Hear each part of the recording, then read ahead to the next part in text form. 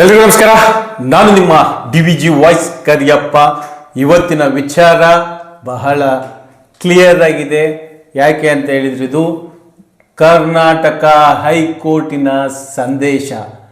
ಯಾವ ವಿಚಾರದ ಬಗ್ಗೆ ಮಾತಾಡ್ತಾ ಇದ್ದೀನಿ ಅಂತನ, ಜಸ್ಟಿಸ್ ಫಾರ್ ಸೌಜನ್ಯ. ಇವತ್ತು ಏನು ವಿಶ್ವಾದ್ಯಂತ ದೇವಮಾನವ ಅನಿಸ್ಕೊಂಡಿರ್ತಕ್ಕಂಥ ದೇವಮಾನವರ ರಿಯಲ್ ಸ್ಟೋರಿಯ ಬಗ್ಗೆ ರಿಯಾಲಿಟಿಯನ್ನು ನಿಮಗೆ ತಿಳಿಸ್ಲಿಕ್ಕೆ ಹೊರಟಿದ್ದೀನಿ.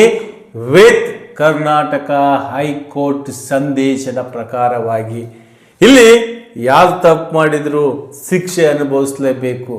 ಎಲ್ಲಿಯವರೆಗೂ ತಡ್ಕೊಳ್ಳೋಕ್ಕಾಗುತ್ತೆ ಹೇಳಿ? ಸತ್ಯ ಯಾವತ್ತಿದ್ರೂ ಹೊರಗೆ ಬರುತ್ತೆ ಅನ್ನೋದಕ್ಕೆ ಇದುವೇ ಎಕ್ಸಾಂಪಲ್ ಆಗುತ್ತೆ. ಕಾರಣ ರಾಜಕಾರಣನ, ಅಧಿಕಾರಿಗಳ ಅಥವಾ ಮಾಡಿರ್ತಕ್ಕಂಥವರ ಕರ್ಮದ ಫಲವ ನೀವೇ ನೋಡಿ. ಇದು 2012ರಲ್ಲಿ ನಡೆದಿರ್ತಕ್ಕಂಥ ಸೌಜನ್ಯ ಕೇಸ್ ವಿಚಾರ. ಏನಪ್ಪ 2012ರಲ್ಲಿ ಆಗಿರ್ತಕ್ಕಂಥದ್ದು ಇಲ್ಲಿಯವರೆಗೂ ಯಾಕೆ ಬಗೆಹರಿದಿಲ್ಲ? ಜನರಿಗೆ ಸತ್ಯ ವಿಚಾರಗಳನ್ನು ತಿಳಿಸಕ್ಕೆ ಯಾಕೆ ಆಗಿಲ್ಲ? ಆ ತಿಳಿಸುವಂಥ ವಿಚಾರದಲ್ಲಿ ಏನಾದರೂ ಎಡವಟ್ಟು ಮಾಡಿಕೊಂಡಿದ್ದಾರಾ ಅಥವಾ ಅದನ್ನು ಕಂಡುಹಿಡಿಯಬೇಕಾಗಿರ್ತಕ್ಕಂಥ ವ್ಯಕ್ತಿಗಳೇ ಏನಾದರೂ ಮಾರ್ಕೊಂಡ್ಬಿಟ್ಟಿದ್ದಾರಾ ಅನ್ನೋ ವಿಚಾರವನ್ನು ಈಗ ನೀವೆಲ್ಲರೂ ತಿಳ್ಕೋಬೇಕು. ಯಾರು ಇಲ್ಲಿಯವರೆಗೂ ನಮ್ಮ DVG ವಾಯ್ಸ್ ಸಬ್ಸ್ಕ್ರೈಬ್ ಆಗಿಲ್ಲ, ಪ್ರತಿಯೊಬ್ಬರು ಸಬ್ಸ್ಕ್ರೈಬ್ ಆಗಿ ಉತ್ತಮ ಸೇವೆ ಸಲ್ಲಿಸುವ ನಾಯಕರಿಗೆ ಅಥವಾ ವ್ಯಕ್ತಿಗಳಿಗೆ ನೀವೆಲ್ಲರೂ ಸಹ ಬೆಂಬಲಿಸಿ ಅಂತ ಹೇಳ್ತಾ, 2012ರಲ್ಲಿ ನಡೆದಿರ್ತಕ್ಕಂಥ ಸೌಜನ್ಯ ಕೇಸಿಗೂ 2026 ಫೆಬ್ರವರಿ 23ನೇ ತಾರೀಕು ಏನು ಹೈಕೋರ್ಟ್ ಜಡ್ಜ್ಮೆಂಟ್ ಕೊಡುತ್ತೆ ಅನ್ನೋ ವಿಚಾರವನ್ನು ಇಟ್ಟುಕೊಂಡು ಇವತ್ತು ಸಂಪೂರ್ಣ ವಿಡಿಯೋವನ್ನು ನಿಮಗೆ ತಿಳಿಸ್ತಾ ಹೋಗ್ತೀನಿ. 2012ರಲ್ಲಿ ಸೌಜನ್ಯ ರೇಪ್ ಆಗುತ್ತೆ. ಅದಕ್ಕೆ ಸಂಬಂಧಪಟ್ಟಿರ್ತಕ್ಕಂಥ ವ್ಯಕ್ತಿ ಯಾರು ಅಂತಲೇ ಗೊತ್ತಿರೋದಿಲ್ಲ. ಮಳೆ ಬಂದಿರುತ್ತೆ, ಬುಕ್ಸ್ ನೆಂದಿರಲ್ಲ. ಇವನ್ನೆಲ್ಲ ಸ್ಟೋರಿಗಳನ್ನ ಕೇಳ್ಕೊಳ್ತಾ ಬಂದಿದ್ದೀರಾ. ಆದರೆ ಈ ಸಂತೋಷ್ ರಾವ್ ಅಂದರೆ ಸೌಜನ್ಯಳನ್ನು ರೇಪ್ ಮಾಡಿದ್ದಾನೆ ಅಂತ ಪೊಲೀಸ್ನವ್ರು ಏನಾದರೂ ಹಿಡ್ಕೊಂಡು ಬಂದಿದ್ರಾ? ಯಾಕೆ ಇದನ್ನು ಹೇಳ್ತಾ ಇದ್ದೀನಿ ಅಂತ ಹೇಳಿದ್ರೆ, ಇಲ್ಲಿಯವರೆಗೂ ನೀವು ತಿಳ್ಕೊಂಡಿರ್ತಕ್ಕಂಥ ಸತ್ಯವೇ ಬೇರೆ, ಇಲ್ಲಿ ನಡೆದಿರ್ತಕ್ಕಂಥ ವಿಚಾರದ ಸತ್ಯವೇ ಬೇರೆ. ಆ ವಿಚಾರವಾಗಿ ನಾನು ನಿಮಗೆ ತಿಳಿಸ್ತಾ ಹೋಗ್ತೀನಿ. ಇಲ್ಲಿ ಪ್ರತಿಯೊಬ್ಬರಿಗೂ ಕ್ಲಿಯರ್ ಆಗಿ ತಿಳಿಸ್ಬೇಕು ಅಂತ ಹೊರಟಿದ್ದೀನಿ. ಯಾರಿಗೆ ಅರ್ಥ ಆಗಲ್ಲ ಆ ವಿಚಾರವನ್ನು ನೀವು ತಿಳ್ಕೋಬೇಕು. ಯಾಕೆ ತಿಳ್ಕೋಬೇಕು ಅಂತ ಹೇಳಿದ್ರೆ, ನಿಜವಾದ ಸತ್ಯ, ಅಸಲಿ ಸತ್ಯ ಈಗ ಶುರುವಾಗುತ್ತೆ. ಸಂತೋಷ್ ರಾವ್ ಅವ್ರನ್ನ ಏನು ಅಪರಾಧಿ, ಇವರೇ ಅಪರಾಧಿ ಅಂತ ಏನು ಧರ್ಮಸ್ಥಳದ ಸುತ್ತಮುತ್ತ ಬೆಳತಂಗಡಿಯ ಪೊಲೀಸ್ನವರೆಲ್ಲರೂ ತಿಳಿಸಿದ್ರಲ್ಲ, ಅದು ಪೊಲೀಸ್ನವರೇ ಅರೆಸ್ಟ್ ಮಾಡ್ಕೊಂಡು ಬಂದಿರತಕ್ಕಂಥ ವ್ಯಕ್ತಿ ಸಂತೋಷ್ ರಾವ್ ಅಲ್ಲ. ದೇವಮಾನವನ ಕಡೆಯವರು ಮುಂದೆ ಇವರಿಗೆ ಹಿಂಸೆ ಆಗಬಾರ್ದು ಅನ್ನೋ ಒಂದು ಉದ್ದೇಶದಲ್ಲಿ ಹುಚ್ಚನ ರೀತಿಯಲ್ಲಿರ್ತಕ್ಕಂಥ ಸಂತೋಷ್ ರಾವ್ರನ್ನು ಒಡೆದು ಬಡೆದು ಕರ್ಕೊಂಬಂದು ಸ್ಟೇಷನ್ಗೆ ಬಿಟ್ಟಿರ್ತಾರೆ. ಇಲ್ಲಿ ಯಾವುದೇ ಒಂದು ಸ್ಟೇಷನ್ನಲ್ಲಿ FIR ಆಗಬೇಕು ಅಂತ ಹೇಳಿದ್ರೆ ಅಲ್ಲಿ ಅದರದೇ ಆದ ಸಿದ್ಧಾಂತ ಇದೆ. ಇಲ್ಲಿ ಬೆಳ್ತಂಗಡಿದೆ. ಯಾಕೆ ನಿಷ್ಪ್ರಯೋಜಕ, ಅಪ್ರಯೋಜಕ ಪೊಲೀಸ್ ಠಾಣೆ ಅಂತ ಹೇಳ್ತಾರೆ ಅಂದರೆ ಇದೇ ವಿಚಾರವಾಗಿ. ಕೊಲೆ ಮಾಡಿರೋರು, ಆರೋಪಿಗಳು, ಅಪರಾಧಿಗಳು ಈ ಬೇಕಾದಷ್ಟು ಜನ ಇದ್ರು ಅಂಥವ್ರು ಬಿಟ್ಬಿಟ್ಟು ಅಮಾಯಕರನ್ನ ಶಿಕ್ಷೆ ಕೊಡಿಸೋದ್ರಲ್ಲಿ ಬೆಳ್ತಂಗಡಿ ಪೊಲೀಸ್ನವರು ಸಹ ಬಹಳ ದೊಡ್ಡ ಪಾತ್ರ ಇದೆ. ಕಾರಣ 2012ರಲ್ಲಿ ಆಗಿರ್ತಕ್ಕಂಥದ್ದು 2016ರಲ್ಲಿ ಈ ಸಂತೋಷ್ ರಾವ್ ಅವರು ಆಗಿಲ್ಲ ಅಂದರೆ ಸಂತೋಷ್ ರಾವ್ ಅವರು ಅದನ್ನು ಮಾಡಿಲ್ಲ ಅಂತ ಸಾಬೀತಾಗುತ್ತೆ. ಯಾಕೆ ಸಾಬೀತಾಗುತ್ತೆ ಅಂತ ಹೇಳಿದ್ರೆ, ಸಂತೋಷ್ ರಾವ್ ಅವರು ರೇಪ್ ಮಾಡಲಿಕ್ಕೆ ಚಾನ್ಸೇ ಇಲ್ಲ. ಯಾಕೆ ಅಂದರೆ ಅವರಿಗೆ ಗಂಡಸ್ತನವೇ ಇರಲಿಲ್ಲ ಅಂತ ಬಂದಿದೆ ಮಾಹಿತಿ. ಆ ಗಂಡಸ್ತನವೇ ಇಲ್ಲ ಅಂದಮೇಲೆ ರೇಪ್ ಹೇಗಾಗುತ್ತೆ ಸ್ವಾಮಿ? ಅದಕ್ಕೆ ಕೋರ್ಟ್ ಸ್ಪಷ್ಟವಾಗಿ ಸ್ಪಷ್ಟೀಕರಣ ಕೊಡುತ್ತೆ. 2016ರಲ್ಲಿ ಸಂತೋಷ್ ರಾವ್ ನಿರಪರಾಧಿ ಅಂತ ಅವನನ್ನು ಬಿಡುಗಡೆ ಮಾಡುತ್ತೆ. ಬಿಡುಗಡೆ ಮಾಡಿದ ಮೇಲೆ ಮತ್ತೆ ಸೌಜನ್ಯ ಕೇಸ್ ಮುಂದುವರಿಲೇಬೇಕಲ್ವಾ? ಮತ್ತೆ ಸೌಜನ್ಯ ಕೇಸ್ ಮುಂದುವರಿಬೇಕು ಅಂತ ಹೇಳಿದ್ರೆ ಇದೇ CBI ಹಾಗೂ CID ಅವರಿಗೆ ಆದೇಶ ಮಾಡುತ್ತೆ. ಆದರೆ ಅದೇ CID CBI ಏನ್ ಮಾಡುತ್ತೆ, ಹಿಂದೆ ಇದ್ದದ್ದನ್ನ ಮತ್ತು ಅದೇ ಸಂತೋಷ್ ರಾವ್ ಅಂತ ಮಾಡುತ್ತೆ, ಮತ್ತೆ ಕೋರ್ಟ್ ನಕಾರ ಮಾಡ್ಕೊಂತಲೇ ಬರುತ್ತೆ. ಇಲ್ಲಿ ಕ್ಲಿಯರಿಟಿ ತಿಳ್ಕೊಬೇಕಾಗಿರ್ತಕ್ಕಂಥದ್ದು, ಸರ್ಕಾರ ಬೇರೆ ಅಧಿಕಾರಿಗಳು ಬೇರೆ, ಕನ್ಫ್ಯೂಸ್ ಆಗಬೇಡಿ. ಹೈಕೋರ್ಟು ಸರ್ಕಾರಕ್ಕೆ ಒಂದು ನೋಟಿಸ್ ಕಳಿಸಿದ್ರೆ ಅಧಿಕಾರಿಗಳಿಗೆ ಒಂದು ನೋಟಿಸ್ ಕೊಡುತ್ತೆ. ಸರ್ಕಾರನೂ ಸಹ ಮಾಡ್ಬೋದು, ಅಧಿಕಾರಿಗಳು ಸಹ ಮಾಡ್ಬೋದು. ಈಗ ಬಂದಿರತಕ್ಕಂಥ ಒಂದು ದೋಷಾರೋಪ ಪಟ್ಟಿಯ ಆಯ್ಕೆಯಲ್ಲಿ ಬಂದಿರತಕ್ಕಂಥ 4 ಜನರ ಇತಿಹಾಸವನ್ನು ಸಹ ನಾನು ನಿಮಗೆ ಹೇಳ್ತಾ ಹೋಗ್ತೀನಿ. ಆ ದೋಷಾರೋಪ ಪಟ್ಟಿಯನ್ನ ಯಾರು ಶೇಖರಿಸಬೇಕು, ಅದನ್ನು ಯಾರು ಕಂಡುಹಿಡಿಬೇಕು, ಅದಕ್ಕೆ ಎಷ್ಟು ಪ್ರಯೋಜನಕಾರಿಯಾದ ವ್ಯಕ್ತಿಗಳಿರಬೇಕು ಎಂಬುದರ ಬಗ್ಗೆ ಸಂಪೂರ್ಣ ಡೀಟೇಲ್ ಅನ್ನು ನಿಮಗೆ ಕೊಡ್ತೀನಿ. ಆದರೆ ಇಲ್ಲಿ ರಾಜ್ಯ ಸರ್ಕಾರ ಫೇಲ್ ಆಗಿದೆ. 2012ರಿಂದ ಹಿಡಿದು 2026ವರೆಗೂ ರಾಜಕೀಯ ಅಂದ್ರೆ ಈ ಸರ್ಕಾರ ದೇವಮಾನವನ ಕಡೆ ಒನ್ ಸೈಡ್ ಆಗಿ ಹೋಗ್ತಾ ಇದೆ. ದೋಷಾರೋಪ ಪಟ್ಟಿಯನ್ನು ರೆಡಿ ಮಾಡಬೇಕಾಗಿರ್ತಕ್ಕಂಥ ಕಮಿಟಿ ಮತ್ತು ಸಹ ಯಾವುದೇ ಉಪಯೋಗವಿಲ್ಲದ ಅದೇ ಸಂತೋಷ್ ರಾವ್ ಅವರ ಹೇಳಿಕೆ ಕೊಡುತ್ತೆ. ಮತ್ತೆ ಹೈಕೋರ್ಟ್ ನಕಾರ ಮಾಡುತ್ತೆ. ಹಣ ಇದ್ದವನು ಎಷ್ಟು ಸಲ ಬೇಕಾದ್ರೂ ಹೋಗ್ಬೋದಲ್ಲ ಸ್ವಾಮಿ, ಇಲ್ಲಿಯವರೆಗೂ ಒತ್ಕೊಂಡು ಬಂದ್ರು. ಬಟ್ ಈಗ ಇದೇ ಅಳಿಲು ಸೇವೆ ಅಥವಾ ಅದೇನೋ ಹೇಳ್ತಾರಲ್ಲ, ಬಾಲಕೃಷ್ಣನ್ ಅವ್ರ ಬಗ್ಗೆ ನಾವು ಎಷ್ಟು ಹೇಳಿದ್ರು ಕಡಿಮೆ ಕಣ್ರಿ. ಏನು ಈ ಸೌಜನ್ಯ ಕೇಸನ್ನು ನಡೆಸ್ತಾ ಇದ್ದಾರೆ ಬಾಲಕೃಷ್ಣನ್ ಅವರು, ಅದ್ಭುತವಾದ ವ್ಯಕ್ತಿ ಅಂತ ಹೇಳಿದ್ರು ತಪ್ಪಾಗ್ಲಾರ್ದು. ಹಿರಿಯ ಹೈಕೋರ್ಟ್ ವಕೀಲರು MR ಬಾಲಕೃಷ್ಣನ್ ಅವರು ಕುಸುಮಾವತಿ ಅವರ ಅರ್ಜಿ ಹಾಕ್ತಾರೆ, ಮತ್ತೆ ಹೈಕೋರ್ಟ್ಗೆ ಅಪೀಲ್ ಆಗ್ತಾರೆ, ಮತ್ತೆ ಹೈಕೋರ್ಟಿಂದ ಅಪೀಲ್ 2025 ಜನವರಿ 4ನೇ ತಾರೀಕು ಸೌಜನ್ಯ ಕೇಸಿಗೆ ಸಂಬಂಧಪಟ್ಟಿರ್ತಕ್ಕಂಥ ಎಲ್ಲ ದಾಖಲೆಗಳನ್ನು ಕೊಡಬೇಕು.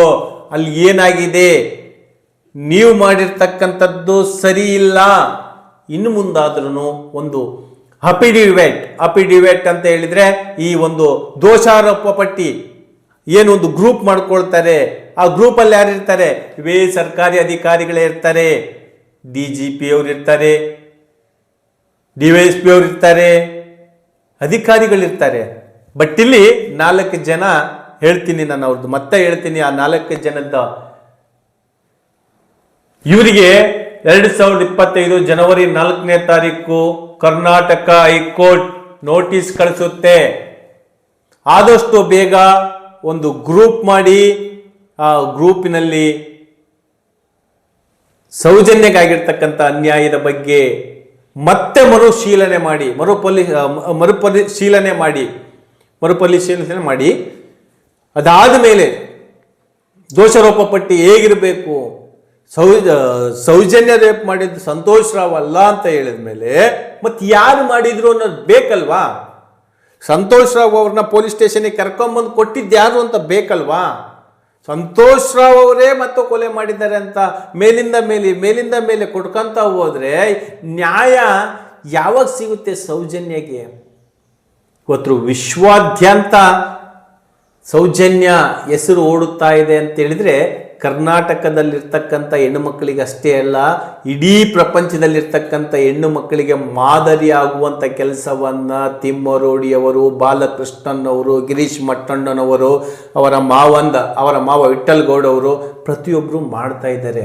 ಇಲ್ಲಿ ಸೌಜನ್ಯ ಇಲ್ಲ, ಓಕೆ, ಬಟ್ ಸೌಜನ್ಯ ಕೇಸಿಂದ ಭಾರತ ದೇಶದಲ್ಲಿ ಪ್ರಪಂಚದಲ್ಲಿರ್ತಕ್ಕಂಥ ಹೆಣ್ಣು ಮಕ್ಕಳಿಗೆ ಒಂದು ಹೆಲ್ಪ್ ಲೈನ್ ಇರಬೇಕು ಅನ್ನೋ ಒಂದೇ ಉದ್ದೇಶ ಇಟ್ಕೊಂಡು ಯಾರು ತಪ್ಪು ಮಾಡಿದ್ದಾರೆ ಆ ತಪ್ಪು ಮಾಡಿರ್ತಕ್ಕಂಥ ವ್ಯಕ್ತಿಗೆ ಶಿಕ್ಷೆ ಆಗಬೇಕು ಅನ್ನೋ ಒಂದೇ ಉದ್ದೇಶ ಇಟ್ಕೊಂಡು ಹೋಗ್ತಾ ಇದ್ದಾರೆ. ಆ ಉದ್ದೇಶ ಇಟ್ಕೊಂಡು ಹೋಗ್ತಾ ಇರ್ತಕ್ಕಂಥ ವ್ಯಕ್ತಿಗಳ ಮೇಲೆ ಅಪಪ್ರಚಾರವನ್ನ ಮಾಡ್ತಾ ಇದ್ದಾರೆ ಯಾರೋ ಕಿಡಿಗೇಡಿಗಳು. ಅವರು ಸಹ ಜನರಿಂದ ಗುರುತಿಸಿಕೊಂಡಿರ್ತಕ್ಕಂಥ ವ್ಯಕ್ತಿಗಳು. ಇವತ್ತು ನಾನು ಪುನೀತ್ ಕೆರೆಹಳ್ಳಿ ಬಗ್ಗೆ ಏನೋ ಒಂದು ವಿಚಾರದ ಬಗ್ಗೆ ಮಾತಾಡಿರ್ಬೋದು, ಬಟ್ ಒಳ್ಳೇದು ಮಾಡ್ತಾರೆ ಕೆಟ್ಟದ್ದು ಮಾಡ್ತಾರೆ ಅಂದಾಗ ಯಾವುದಾದ್ರೂ ಒಂದು ವಿಚಾರದ ಬಗ್ಗೆ ಮಾತಾಡಬೇಕು ಅಂತ ಹೇಳಿದ್ರೆ ಅದ್ರ ಬಗ್ಗೆ ತಿಳ್ಕೊಂಡಿರಬೇಕು. ಇವತ್ತು ಪುನೀತ್ ಕೆರೆಹಳ್ಳಿಯಿಂದ ಕರ್ನಾಟಕ ರಾಜ್ಯ ಸರ್ಕಾರನೇ ಮುಖ ಮುಚ್ಕೋಬೇಕು ಆ ನಮೂನಿಯಾಗಿ ಅವ್ರು ಕೆಲಸ ಮಾಡ್ತಾ ಇದ್ದಾರೆ. ಬಾಂಗ್ಲಾ ವಲಸಿಗರನ್ನು ಹೊರಗಡೆ ಹಾಕ್ಲಿಕ್ಕೆ ಕರ್ನಾಟಕದಲ್ಲಿ ಬಹಳ ಅತಿ ಹೆಚ್ಚು ಶ್ರಮಿಸ್ತಕ್ಕಂಥವ್ರು ಪುನೀತ್ ಕೆರಳ್ಳಿ ಅವರು ಅಂತ ನಾನು ಸಹ ಮೊನ್ನೆ ಒಂದು ವಿಡಿಯೋನು ಸಹ ಮಾಡಿದ್ದೀನಿ. ಆದರೆ ಈ ವಿಚಾರದಲ್ಲಿ ಯಾಕೆ ತಪ್ಪು ಮಾಡ್ದ ಆ ವ್ಯಕ್ತಿ? ಯಾಕೆ ಅಂತ ಹೇಳಿದ್ರೆ, ಇವಾಗ ನಾವು ಒಂದು ವಿಡಿಯೋ ಮಾಡ್ತಾ ಇದ್ದೀವಿ ಅಂತ ಹೇಳಿದ್ರೆ ಅದ್ರ ಬಗ್ಗೆ ಕಂಪ್ಲೀಟ್ ಆಗಿ ತಿಳ್ಕೋಬೇಕು, ಇಲ್ಲ ಅದ್ರ ವಿವರಣೆಯನ್ನು ತಿಳ್ಕೋಬೇಕು, ಅದರ ಟಿಪ್ಪಣಿಯನ್ನು ತಿಳ್ಕೋಬೇಕು, ಸರ್ಕಾರದಿಂದ ಬಂದಿರತಕ್ಕಂಥ ಆದೇಶದ ಪ್ರತಿಯನ್ನು ತಿಳ್ಕೋಬೇಕು. ಯಾರೋ ಏನೋ ಹೇಳ್ತಾರೆ, ಯಾರೋ ಏನೋ ಮಾಡ್ತಾರೆ ಅಂದ ತಕ್ಷಣನೇ ಅಲ್ಲಿ ಆಗಕ್ಕಾಗಲ್ಲ. ಇದೇ ಚಕ್ರವರ್ತಿ ಸುಲಬೇಲಿ ಅವರು ಧರ್ಮಸ್ಥಳದ ಹೆಸರನ್ನ ಕೆಡಿಸ್ತಾ ಇದ್ದಾರೆ. ಇವರಿಗೆ ಫಾರಿನ್ ಇಂದ ಫಂಡ್ ಬರುತ್ತೆ, ರಾಜಕಾರಣಿಗಳೆಲ್ಲ ಷಡ್ಯಂತ್ರವಿದೆ. ಇವರು ರಾಜಕಾರಣಿಗಳು ಏನು ಮಾಡದೇ ಇದ್ರೂ ಪರವಾಗಿಲ್ಲ, ಸುಮ್ಮನಿದ್ರು ಸಮೇತನೂ ಇಷ್ಟೊತ್ತಿಗೆ ಶಿಕ್ಷೆ ಆಗಿರೋದು ಯಾರು ತಪ್ಪು ಮಾಡಿದಾರೋ ಅವರಿಗೆ. ಬಟ್ ಇಲ್ಲಿ ಏನಾಗಿದೆ, ತಪ್ಪು ಮಾಡಿದವನು ಶಿಕ್ಷೆ ಆಗೋಕ್ಕೂ ಬಿಡ್ತಾ ಇಲ್ಲ, ಶಿಕ್ಷೆ ಕೊಡಿಸೋದಕ್ಕೂ ಇವರು ರೆಡಿ ಇಲ್ಲ, ಶಿಕ್ಷೆ ಕೊಡುವಂತ ಅಧಿಕಾರಿಗಳನ್ನ ಕೆಲಸ ಮಾಡೋದಕ್ಕೂ ಬಿಡ್ತಾ ಇಲ್ಲ. ಇನ್ನು ಯಾವ ರೀತಿ ಶಿಕ್ಷೆ ಆಗುತ್ತೆ ಸೌಜನ್ಯ ಕೊಂದವರಿಗೆ? ಅಥವಾ ಧರ್ಮಸ್ಥಳದಲ್ಲಿ ಆಗಿರ್ತಕ್ಕಂಥ 74 ಸಾವುಗಳಿಗೆ ಪರಿಹಾರ ಹೇಗೆ ಸಿಗುತ್ತೆ? ಇನ್ನೂ ಸಹ ನಡೀತಾ ಇದ್ದಾವೆ, ಯಾವ ಸಹ ಬೆಳಕು ಬರ್ತಾ ಇಲ್ಲ. ಸಿಂಪಲ್ ಆಗಿ ಹೇಳಬೇಕು ಅಂತ ಹೇಳಿದ್ರೆ, ಸತ್ತಿರ್ತಕ್ಕಂಥ ಬಾಡಿಗಳನ್ನ ಪೋಸ್ಟ್ ಮಾರ್ಟಮ್ ತಗೊಂಡು ಹೋಗ್ಬೇಕಾಗಿರ್ತಕ್ಕಂಥ ಬಾಡಿಗಳನ್ನ, ಸರ್ಕಾರಿ ಆಸ್ಪತ್ರೆ ತೆಗೆದುಕೊಂಡು ಹೋಗಿರ್ಬೇಕಾಗಿರ್ತಕ್ಕಂಥ ಬಾಡಿಗಳನ್ನ ಇವರು KS ಹೆಗ್ಡೆ ಆಸ್ಪತ್ರೆಗೆ ಯಾಕೆ ತಗೊಂಡು ಹೋಗ್ತಿದ್ರು ಅಂತ ಇವತ್ತವರೆಗೂ ಮತ್ತೆ ಏನಾದರೂ ಎನ್ಕ್ವೈರಿ ನಡೀತಾ ಇದೆಯಾ? ದೊಡ್ಡವ್ರು ಏನ್ ಮಾಡಿದ್ರು ಸರಿನೇ, ಯಾಕೆಂದ್ರೆ ದೊಡ್ಡವ್ರು ಏನೇ ಮಾಡಿದ್ರು ದಡ್ಡರಂತಿರಬೇಕು. ಕನಕ ನಿನ್ನಂತ ನಾನಿರಬೇಕು ಅಂತಾರಲ್ಲ, ಹಂಗೆ ನಿನ್ನಂತ ನಾನಿರಬೇಕು. ಇವತ್ತು ರಾಜಕಾರಣಿಗಳು ಎಲ್ಲಿ ಮಾತನಾಡಬೇಕು ಅಲ್ಲಿ ಮಾತನಾಡಲ್ಲ, ಎಲ್ಲಿ ಸುಮ್ಮನಿರಬೇಕು ಅಲ್ಲಿ ಸುಮ್ಮನಿರಲ್ಲ. ಮಾತನಾಡೋ ಜಾಗದಲ್ಲಿ ಸುಮ್ಮನಿರ್ತಾರೆ, ಸುಮ್ಮನಿರೋ ಜಾಗದಲ್ಲಿ ಮಾತನಾಡ್ತಾರೆ. ಅಧಿಕಾರಿಗಳು ಏನಾದರೂ ಮಾಡೋದಕ್ಕೆ ಹೋದ್ರೆ ರಾಜಕಾರಣಿಗಳು ಅಡ್ಡಾಗ್ತಾರೆ. ಸೌಜನ್ಯ ವಿಚಾರದಲ್ಲೂ ಸಹ ಇದೇ ರೀತಿಯಾಗಿಯೇ ಆಗಿರೋದು. ಸ್ಪಷ್ಟವಾಗಿ ಹೇಳ್ತಾ ಇದೆ, ತನಿಖೆ ನಡೆಸಿ ತನಿಖೆ ನಡೆಸಿ ತನಿಖೆ ನಡೆಸಿ ಅಂತ ಹೈಕೋರ್ಟು. ತನಿಖೆ ನಡೆಸಬೇಕಾಗಿರ್ತಕ್ಕಂಥ ವ್ಯಕ್ತಿಗಳ ಮೇಲೆ ತನಿಖೆ ನಡೆಸುವಂಥ ಅಧಿಕಾರಿಗಳು ಯಾರು ಕಂಪ್ಲೇಂಟ್ ಕೊಟ್ಟಿರ್ತಾರೆ ಅವ್ರ ಮೇಲೆ ತನಿಖೆ ನಡೆಸೋದು. SIT ಏನಾಯ್ತು? 7 ಸಾವು 1000 ಮೂಳೆ ತನಿಖೆ ನಡೀತಾನೇ ಇದೆ. ನಡೀಲಿ, ಇನ್ನೊಂದು 20 ವರ್ಷ ಅಷ್ಟೊತ್ತಿಗೆ ಆ ಡಾಕ್ಟ್ರು 2012ರಲ್ಲಿ ಸೌಜನ್ಯ ಕೇಸಿನ ವಿಚಾರವಾಗಿ ಸುಳ್ಳು ದಾಖಲೆಗಳನ್ನು ಕೊಟ್ಟಿದ್ದಾನೆ ಕೋರ್ಟಿಗೆ ಅಂತ ಹೇಳಿ ಕೋರ್ಟ್ ನಕಾರ ಹಾಕುತ್ತೆ. ಅದಕ್ಕೆ ವೈದ್ಯರು ಸಹ ಒಪ್ಕೊಂಡಿರ್ತಾರೆ. ವೈದ್ಯರಿಗೆ ಶಿಕ್ಷೆ ಆಗಬೇಕಾಗಿತ್ತು 2016ರಲ್ಲಿ, ಆದರೆ ಆ ವೈದ್ಯರ ಕೇಸ್ ಅಲ್ಲಿಗೆ ನಿಲ್ಲುತ್ತೆ.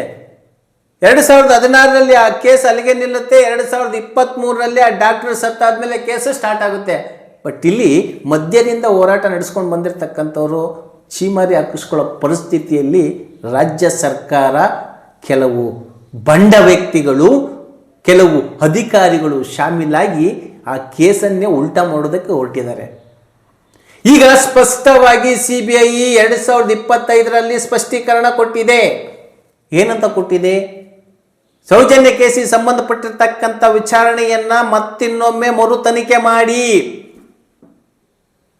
ಜನವರಿ 4ನೇ ತಾರೀಕು 2025ರಲ್ಲಿ ಕೊಟ್ಟಿರ್ತಕ್ಕಂಥದ್ದು. ಯಾರ್ಯಾರು ಮಾಡಿದ್ದಾರೆ ಅದರಲ್ಲಿ? ಯಾರ್ಯಾರು ಇರಬೇಕಾಗಿತ್ತು ಆ ಕಮಿಟಿಯಲ್ಲಿ? 4 ಜನ ಆ ಕಮಿಟಿಯಲ್ಲಿ ಇರ್ತಾರೆ. ಯಾರ್ಯಾರು ಇರಬೇಕು? ಡಾಕ್ಟರ್ ವಿಚಾರವನ್ನ RTIಗಾಗಿ ಮಂಜುನಾಥ ಎಂಬುವ ವ್ಯಕ್ತಿ RTIನಲ್ಲೇ ತೆಗೆದುಕೊಂಡಿದ್ದಾರೆ ಸೌಜನ್ಯ ಕೇಸಿನ ವಿಚಾರವಾಗಿ. ಬಟ್ ಇಲ್ಲಿ ನಾನು ಹೇಳಕೊಟ್ಟಿರ್ತಕ್ಕಂಥ ವಿಚಾರ ಏನಪ್ಪಾ ಅಂತ ಹೇಳಿದ್ರೆ, ಇದೇ ತಿಂಗಳು ಫೆಬ್ರವರಿ 23ನೇ ತಾರೀಕು, ಇದೇ ತಿಂಗಳು ಫೆಬ್ರವರಿ 23ನೇ ತಾರೀಕು ಮತ್ತೆ ಹೈಕೋರ್ಟ್ಗೆ ಅವರು ನ್ಯಾಯ ಒದಗಿಸಿಕೊಡು ಅಂತ ಕೇಳಿದೆ. ಅದೇನು ಕೊಡ್ತಾರೆ ನೋಡೋಣ. ಈಗ ಅಲ್ಲಿಯವರೆಗೂ 2023 ಜೂನ್ 16ನೇ ತಾರೀಕು ಪೋಕ್ಸೋ ಕೋರ್ಟ್ ಅಂತ ಹೇಳ್ತೀವಿ ನಾವು. ಪೋಕ್ಸೋ ಕೋರ್ಟ್ ಅಲ್ಲಿ ಈ ಹೆಣ್ಮಕ್ಳದಲ್ಲ, ಅದು 17ನೇ ವರ್ಷಕ್ಕೆ ಸತ್ತಿರ್ತಾರಲ್ಲ, ಕೊಲೆ ಆಗಿರ್ತಾರಲ್ಲ, ಮರಣ ಹೊಂದಿರ್ತಾರಲ್ಲ, ಅದಕ್ಕೆ ಪೋಕ್ಸೋ ಕೇಸ್ ಅಂತ ಹೇಳ್ತಾರೆ, ಪೋಕ್ಸೋ ಕೋರ್ಟ್ ಅಂತಲೂ ಹೇಳ್ತಾರೆ. ಸರಿಯಾಗಿ ತನಿಖೆಯಾಗಿಲ್ಲ ಎಂದು ಆದೇಶ ಮಾಡಿರುತ್ತದೆ. ಏಕೆಂದರೆ ಸಂತೋಷ್ ರಾವ್ ಅಪರಾಧಿ ಅಲ್ಲ ಅಂತ ಹೇಳಿದ ಮೇಲೆ ಆ ಅಪರಾಧವನ್ನು ಯಾರಾದರೂ ಒಬ್ರು ಮಾಡಿರಲೇಬೇಕಲ್ವಾ ಅಂತ ಕೋರ್ಟು ಇಲ್ಲಿರ್ತಕ್ಕಂಥ ಸರ್ಕಾರಕ್ಕೆ ನೋಟಿಸ್ ಕಳಿಸಿದೆ. ಇವ್ರು ಏನು ಮಾಡಬೇಕಾಗಿತ್ತು? ಆ ನೋಟಿಸನ್ನು ನನಗೆ ಬಂದೇ ಇಲ್ಲ ಅಂತ ಹೇಳ್ತಾರೆ ಬೆಂಗಳೂರಿನ DGP ಅವರು, ಇದೇ ಬಾಲಕೃಷ್ಣನ್ ಅವರು. ಇದೇ ಬಾಲಕೃಷ್ಣನ್ ಅವರು DGP ಹತ್ರ ಹೋಗಿ, ಸರ್ ಹೈಕೋರ್ಟಿಂದ ನಿಮಗೆ ನೋಟಿಸ್ ಬಂದಿದ್ರು ಯಾಕೆ ತನಿಖೆ ಮಾಡ್ತಾ ಇಲ್ಲ ಅಂತ ಕೇಳಿದ್ರೆ, ನಮಗೆ ಹೈಕೋರ್ಟಿಂದ ಯಾವುದೇ ನೋಟಿಸ್ ಬಂದಿಲ್ಲ ಅಂತ ಹೇಳ್ತಾರೆ. ಅಲ್ಲಿ ಕೋರ್ಟಲ್ಲಿ ಒಂದು ಸೆಕ್ಷನ್ ಇರುತ್ತೆ, ಅಲ್ಲಿ ಹೋಗ್ಬಿಟ್ಟು ಬಾಲಕೃಷ್ಣನ್ ಅವರು ಹೈಕೋರ್ಟ್ ಇಂಥ ದಿವಸ ನೋಟಿಸ್ ಕಳಿಸಿದ್ರು, ಆ ನೋಟಿಸ್ ಹೋಗಿದೆಯಾ ಇಲ್ಲೋ ಅಂತ ಆ ಸೆಕ್ಷನ್ ನಲ್ಲಿ ಹೋಗಿ ಕೇಳಿದ ಮೇಲೆ ಆ ದಿನಾಂಕವನ್ನು ಎಷ್ಟೇ ತಾರೀಕು ಬಂದಿದೆ ಏನೆಲ್ಲ ಡೀಟೇಲ್ ತಗೊಂಡು ಮತ್ತೆ DGP ಹತ್ರ ಹೋಗ್ತಾರೆ. ಸರ್ ನೋಡಿ ಬಂದಿದೆ, ನೀವು ಯಾಕೆ ಬಂದಿಲ್ಲ ಅಂತ ಹೇಳಿದ್ರೆ, ಹೌದು ನಾನು ಅಂದ್ರೆ ಹಾರಿಕೆಯ ಉತ್ತರವನ್ನ ಕೊಡ್ತಾರೆ DGP ಅವರು. ನೋಡಿ, ಮಹಾನಿರೀಕ್ಷಕರು, ಪೊಲೀಸ್ ಮಹಾನಿರೀಕ್ಷಕರು ಯಾಕೆ ಅಗಲಗಲ DGPಗಳನ್ನ ಈ ರಾಜಕಾರಣಿಗಳು ಚೇಂಜ್ ಮಾಡ್ತಾರೆ ಅಂತ ಗೊತ್ತಾಯ್ತಲ್ಲ. ಅವ್ರ ಮಾತು ಇವ್ರು ಕೇಳಿಲ್ಲ ಅಂದ್ರೆ ಇವ್ರು ಚೇಂಜ್ ಮಾಡ್ತಾರೆ, ಇವ್ರ ಮಾತು ಅವ್ರು ಕೇಳಿಲ್ಲ ಅಂದ್ರೆ ಇವ್ರು ಚೇಂಜ್ ಮಾಡ್ತಾರೆ. ಪೊಲೀಸ್ ಇಲಾಖೆ ಏನ್ ಮಾಡುತ್ತೆ ಪಾಪ, ಇರ್ತಾರಲ್ಲ ಹೋಮ್ ಮಿನಿಸ್ಟ್ರು. ಪೊಲೀಸ್ ಇಲಾಖೆಯ ಬಗ್ಗೆ ನಾನು ಯಾವತ್ತೂ ಮಾತಾಡೋದಿಲ್ಲ, ಪೊಲೀಸ್ ಇಲಾಖೆಯವ್ರು ನಾನು ಯಾರನ್ನು ಟ್ರಾನ್ಸ್ಫರೇ ಮಾಡಲ್ಲ ಅಂತ ಹೇಳ್ತಾರೆ. ಗೃಹ ಮುಖ್ಯಮಂತ್ರಿಗಳು ಒಂದ್ ಸೈಡ್ ಹೇಳ್ತಾರೆ, ಬಳ್ಳಾರಿಯಲ್ಲಿ IG ಅನ್ನ ಹಾಕ್ಬಿಟ್ಟಿದ್ದು ಸಿದ್ದರಾಮಯ್ಯನವರು ಅಂತ ಕೆಲವೊಂದು ವಿಡಿಯೋದಲ್ಲಿ ಹೇಳ್ತಾರೆ. ಇಲ್ಲಿ ಯಾರ ಮಾತು ಕೇಳಬೇಕು, ಯಾರ ಮಾತು ಬಿಡಬೇಕು. ಆದರೆ ಒಂದು ಸತ್ಯ, ಪತ್ರಕರ್ತರು ಹೇಗಿರಬೇಕು ಅಂತ ಹೇಳಿದ್ರೆ ನೇರ ನುಡಿಯಂತಿರಬೇಕು. ಪತ್ರಕರ್ತರು ಸಮಾಜಕ್ಕೆ ಮಾದರಿಯಾಗಿರಬೇಕು. ಪತ್ರಕರ್ತರು ಸಮಾಜವನ್ನ ಸಾಧಾರಣ ಮಟ್ಟದಲ್ಲಾದರೂ ಇಡುವಂಥ ಮಟ್ಟಕ್ಕಿರಬೇಕು. ಭ್ರಷ್ಟ ಅಧಿಕಾರಿಗಳು ತಪ್ಪು ಮಾಡಿದಾಗ, ಭ್ರಷ್ಟ ರಾಜಕಾರಣಿಗಳು ತಪ್ಪು ಮಾಡಿದಾಗ ಎದೆಗುಂದದೆ ಬರೀಬೇಕು, ಚಿತ್ರಣವಿದ್ರೆ ತೋರಿಸ್ಬೇಕು. ಅದು ನಿಜವಾದ ಪತ್ರಕರ್ತರಿಗೆ ಇರಬೇಕಾಗಿರ್ತಕ್ಕಂಥ ತಾಕತ್ತು. ಜರ್ನಲಿಸಮ್ ಮಾಡಿದ್ದೀವಿ, ಸ್ಯಾಟಲೈಟ್ ಚಾನಲ್ನಲ್ಲಿ ಕೆಲಸ ಮಾಡಿದ್ದೀವಿ, ನಾನು ಅಷ್ಟು ವರ್ಷ ಅನುಭವವಿದೆ, ಇಷ್ಟು ವರ್ಷ ಅನುಭವವಿದೆ ಅಂತ ಹೇಳಿ ಚಾನಲ್ಗಳನ್ನ ಮುಚ್ಕೊಂಡು ಹೋಗೋ ಪರಿಸ್ಥಿತಿ ತಂದಿಟ್ಬಿಡ್ತು ಈ ಸೌಜನ್ಯ ಕೇಸು. ಇವತ್ತು ಯಾರೋ ಒಬ್ರು ಸೌಜನ್ಯ ಪರ ಮಾತಾಡ್ತೀವಿ ಅಂತ TV ಚಾನಲ್ನ ಕುತ್ಕೊಂಡು ಮಾತಾಡೋದಕ್ಕೆ ಹೋದ್ರೆ ಅವರ ವಿರೋಧ ಪಕ್ಷದ ನಾಯಕರು ತರ ಅವರ ವಿರೋಧಿಗಳನ್ನು ಕುಂದಿರಿಸಿ ಡಿಬೇಟ್ ಮಾಡ್ತಾ ಇದ್ರಲ್ಲ. ಆರ್ ಕನ್ನಡ, ಪವರ್ TV, ಏನಾಯ್ತು ನಿಮ್ದು ಕತೆ? ಇದು ವಾಸ್ತವ್ಯ. ಈಗ ತಂಡ ರೆಡಿಯಾಗಿದೆ. ಈಗ ತಂಡಕ್ಕೆ DGP ಅವರು ಮೇನ್ ಇರ್ತಾರೆ. ಹಿರಿಯ IPS ಅಧಿಕಾರಿ ಹರಿಶೇಖರ್, BN ಜಗದೀಶ್. ಈ ಜಗದೀಶ್ ಯಾರು ಅಂತ ಪ್ರತಿಯೊಬ್ಬರಿಗೂ ಗೊತ್ತಿದೆ. SIT ಡೈರೆಕ್ಟರ್ ಅಂದ್ರೆ ಸರ್ಕಾರಿ ವಕೀಲರು. ಅಂಜಲಿ ದೇವಿ ರಾಜ್ಯದ ಅಭಿಯೋಜಕರ, ರಾಜ್ಯದಲ್ಲಿರ್ತಕ್ಕಂಥ ಎಲ್ಲ ಅಭಿಯೋಜಕರ, ಎಲ್ಲ ಜಿಲ್ಲೆಯಲ್ಲಿ ಇರ್ತಾರೆ, ಎಲ್ಲ ತಾಲೂಕಲ್ಲಿ ಇರ್ತಾರೆ ಅಭಿಯೋಜಕರು ಅಂತ ಹೇಳಿದ್ರೆ. ಆ ಅಭಿಯೋಜಕರಿಗೆಲ್ಲ head of the department Anjali Devi. ಸ್ವಂತ ಮಗಳು ಫಾರಿನ್ನಿಗೆ ಹೋಗ್ಬೇಕು ಅಂತ ಹೇಳಿದಾಗ ಫ್ರಾಡ್ ಸೈನ್ ಮಾಡಿ ಫ್ರಾಡ್ ಕೇಸ್ ಹಾಕಿಸ್ಕೊಂಡಿರ್ತಕ್ಕಂಥ ವ್ಯಕ್ತಿ. ಈಗಲೂ ಅಟ್ ಪ್ರೆಸೆಂಟ್ ಅಟ್ರಾಸಿಟಿ ಅಥವಾ ಯಾವುದೋ ಕೇಸ್ ಇದೆ, FIR ಇದೆ ಅವ್ರ ಮೇಲೆ, ಅಂಜಲಿ ದೇವಿಯ ಮೇಲೆ. ಇಲ್ಲಿ ದ್ವೇಷಾರೋಪ ಪಟ್ಟಿಯನ್ನ ರೆಡಿ ಮಾಡಲಿಕ್ಕೆ, ಯಾರು ತಪ್ಪಿಕಸ್ತರು ಅಂತ ಕಂಡುಹಿಡಿಲಿಕ್ಕೆ ಇವರನ್ನು ಆಯ್ಕೆ ಮಾಡ್ಕೊಂಡಿದ್ದಾರೆ. ಅದು ಯಾಕೆ ಆಯ್ಕೆ ಮಾಡ್ಕೊಂಡಿದ್ದಾರೆ ಅಂತ ಮುಂದಿನ ವಿಡಿಯೋದಲ್ಲಿ ತಿಳಿಸ್ತೀನಿ. ಮೂರನೇದು, ಮೈಸೂರು ಪೊಲೀಸ್ ಅಕಾಡೆಮಿ. ಏನಿದು Mysuru police academy? Mysuru training police academy. Jagadish DYSP. ನೋಡಿ, ಇದು ಯಾವ ರೀತಿಯಾಗಿದೆ ಅಂತ ಹೇಳಿದ್ರೆ, ಮತ್ತೂ ಸಹ ಈ ಕೇಸಲ್ಲಿ ಸೌಜನ್ಯ ಪರ ಹೋರಾಟಗಾರರು ಸೋಲ್ಬೇಕು ಅನ್ನೋ ರೀತಿಯಲ್ಲಿ ಈ ಟೀಮನ್ನು ರೆಡಿ ಮಾಡ್ಕೊಂಡಿದ್ದಾರೆ. ಇದನ್ನೆಲ್ಲ ಯಾಕೆ ಮಾಡ್ಕೊಂಡಿದ್ದಾರೆ ನೋಡಿ, ಕ್ರಿಮಿನಲ್ಗೆ ಕ್ರಿಮಿನಲ್ಲ, ಇಲ್ಲಿ ಮೋಸ ಮಾಡಿರ್ತಕ್ಕಂಥವ್ರು ಯಾರು ಅಂತ ಕಂಡಿಡಿರಿ ಅಂತ ಹೇಳಿದ್ರೆ, ಇಲ್ಲಿ ಈ ಅಂಜಲಿ ದೇವಿ ಮಗಳೇ ಫಾರಿನ್ಗೋಸ್ಕರ ಫ್ರಾಡ್ ಕೇಸ್ ಇರ್ತಕ್ಕಂಥವ್ರನ್ನ ಕರ್ಕೊಂಡಿದ್ದಾರೆ. ಇಲ್ಲಿ ಮೈಸೂರು ಅಂದ್ರೆ ಬೆಳ್ತಂಗಡಿಯಲ್ಲಿ ಆಗಿರ್ತಕ್ಕಂಥ ಕೊಲೆ, ಮೈಸೂರಿನಲ್ಲಿ ಟ್ರೈನಿಂಗ್ ಕೊಡ್ತಾ ಇರ್ತಕ್ಕಂಥ ಪೊಲೀಸ್ ಅಕಾಡೆಮಿಯ DYSP. ನೋಡಿ, ಒಂದಕ್ಕೊಂದು ಯಾವ ರೀತಿ ಲಿಂಕ್ ಇರುತ್ತೆ. ಇವರೆಲ್ಲರೂ ಸೇರಿ ಕಂಡು ಹಿಡಿದುಬಿಟ್ಟು ಸೌಜನ್ಯಕ್ಕೆ ನ್ಯಾಯ ಒದಗಿಸ್ಕೊಡ್ತಾರೆ ಅಂತ ನಾವು ಕಾಯಬೇಕು. ಅದಾಯ್ತು. ಅಂತ ತಿಳ್ಕೊಂಡು ಬಾಲಕೃಷ್ಣನವರು ಮತ್ತೆ ಅವರನ್ನು ಕೇಳೋದಕ್ಕೆ ಹೋಗ್ತಾರೆ.